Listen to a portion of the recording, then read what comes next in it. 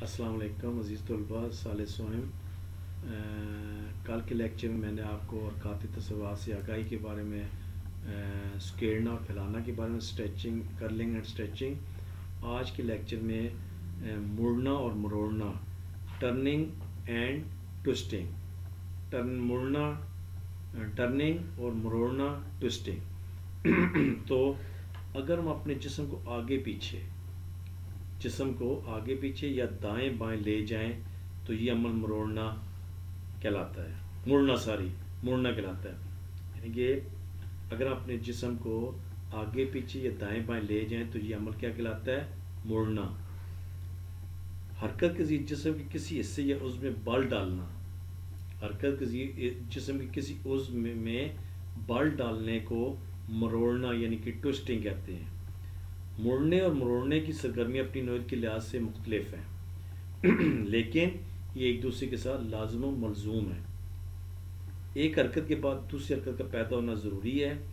مڑتے وقت پورا جسم ایک سمت میں گھوم جاتا ہے، جیسے گولا پھینکتے وقت گلائیڈ کرنے کا انداز اختیار کیا جاتا ہے۔ یا آپ جب گولا پریکٹیکل میں ہوگا تو میں آپ کو سمجھاؤں گا گلائیڈنگ۔ اس کے علاوہ مڑنا چلتے چلتے اور ساکن حالت میں بھی ممکن ہے۔ ٹھیک ہے جی، ساکن حالت میں چلتے چلتے ممکن ہے۔ مثلا پریڈ کرتے ہوئے ہم دائیں بائیں موڑتے ہیں، جبکہ مروڑنے کے دوران جسم کا ایک حصہ ساکن رہتا ہے جبکہ دوسرے حصے میں بال ڈالا جاتا ہے۔ ایک حصہ ساکن اور دوسرے میں بال ڈال جاتا ہے، اس کو ٹوسٹنگ کہتے ہیں یا مروڑنا کہتے ہیں۔ اس کی بہترین مثال جب آپ کپڑا واش کیا جاتا ہے تو اس کو جب نچوڑا جاتا ہے تو یہ اس کی بہترین مثال ہے ٹوسٹنگ، مروڑنا۔ اب موڑنے اور مروڑنے کے مختلف انداز ہیں یا سرگرمی ہیں۔ کیا ہیں جی؟ نمبر 1، دونوں پنجوں میں ہوا میں اچھل کر مخالف سمت رخ تبدیل کرنا۔ نمبر 2، ٹانگیں کھولتے ہوئے زمین پر بیٹھنا اور مخالف ہاتھ سے مخالف پنجے کو چھونا۔ نمبر 3، کھلے پاؤں کھڑے ہو کر تڑ کو دائیں بائیں موڑنا جبکہ بازو پہلو کی جانب پھیلے ہوں۔ اور نمبر 4 ہے کھلے پاؤں کھڑے ہو کر مخالف ہاتھ سے مخالف پنجے کو چھونا۔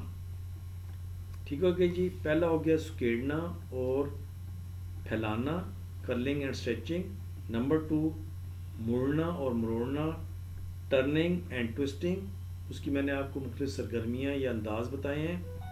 نمبر 3 ہے چلانا اور گھمانا، سوئنگنگ اینڈ سرکلنگ۔ اگر جسم کا ایک عضو یا پورا جسم ایک جانب کچھ فاصلہ طے کرے اور وہ واپس اپنی حالت میں آئے، پھر فوراً مخالف سمت میں قریباً اتنا ہی فاصلہ طے کرے اور واپس آئے، اس عمل کو چلانا کہتے ہیں۔ مثلا گھڑی کے پینڈولم کا ڈولنا یا چولنا، چولہے کا آگے پیچھے چلنا، جسم کسی جوڑ کے گرد عضو کو دائرے کی شکل میں حرکت دینا، گھمانا کہلاتا ہے۔ مثلا بازوؤں کو اوپر سے نیچے گول دائرے کی شکل میں تیزی سے حرکت دینا، پنکھے کا چلنا۔ چلانے اور گھمانے کے عمل میں بنیاد ہی یہ ہے کہ چلانے کا عمل دو سمتوں کے مابین ہوتا ہے۔ اس عمل میں حرکت قوس یا دائرے کی شکل میں ہوتی ہے، جبکہ گھمانے کا عمل چاروں سمتوں پر محیط ہے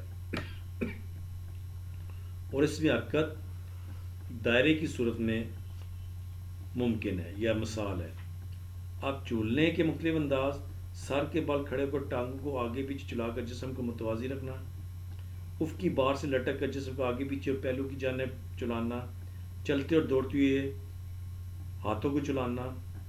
گھمانے کے مختلف انداز: جسم کا بوجھ کندھوں پر سہارتے ہوئے ٹانگوں کو سائیکل چلانے کے انداز میں گھمانا، کھڑے ہوئے دونوں ہاتھ کولوں پر رکھنا اور پھر بالائی تڑ کو گھمانا، کندھے کے گرد بازو الٹی اور سیدھی جانب گھمانا۔